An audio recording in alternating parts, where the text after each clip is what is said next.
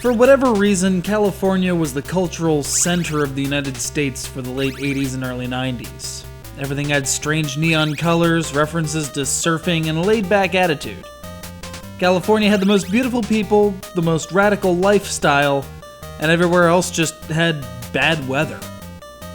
How else do you explain Saved by the Bell being relocated from Indianapolis to Los Angeles?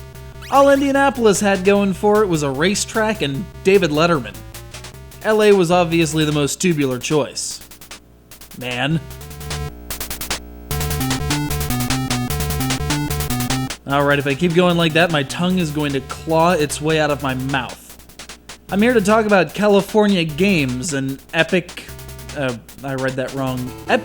production out of 1987, which bundles together skateboarding, BMX, surfing, footbag, heretofore known as Hacky Sack, flying disc, because that other F word is a registered trademark, and roller skating into a kind of proto-X games.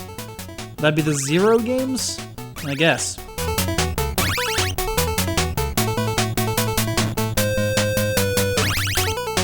Anyway, playing either the whole half-dozen events or just one at a time, up to 4 players, sponsored by real-life companies up to and including Milton Bradley, compete for points, trophies, and, well, that's about it.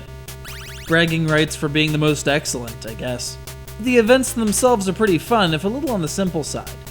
Skateboarding's a basic half-pipe with variable point values depending on how well your tricks are timed. Granted, trick here means hit and hold the A button for a set length of time. BMX and skating reward distance and tricks, though 3 wipeouts, or a severe concussion in the case of the cycling event, put you out for the count. Hacky Sack gives you a timer, a dude, a sack, and a number of tricks to perform for bonus points, as well as a seagull overhead if you get distracted and decide you need a target. The flying disc event gives you a golf-like speed and angle gauge. The closer to the green you hit on each side of your throw, the longer you'll go, racking up points, and a bonus if your teammate downfield catches the thing. Surfing is a bit more complex as it requires gaining speed by cutting up and down the wave, and occasionally flexing the curl, or some terminology. I can never wrap my Pennsylvanian head around it. Anyway, you ride this wave over the top and back down and receive a judge's score at the end of the event, the only one that does that.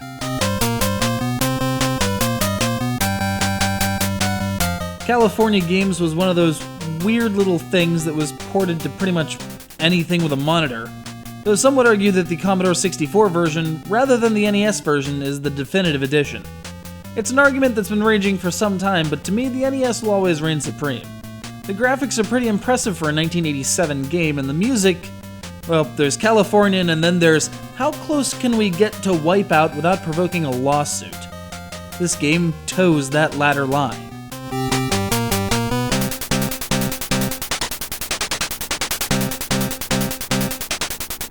Before they had to be extreme, these kind of games were more laid back, concerned with pizza and hair product and more pizza. It was a very radical time no matter where you were. Whatever you were doing, there was a hint of the West Coast, if only by massive cultural normalization. We wished they all could be California games. And lo, in our own living rooms they were. Kinda. Dude.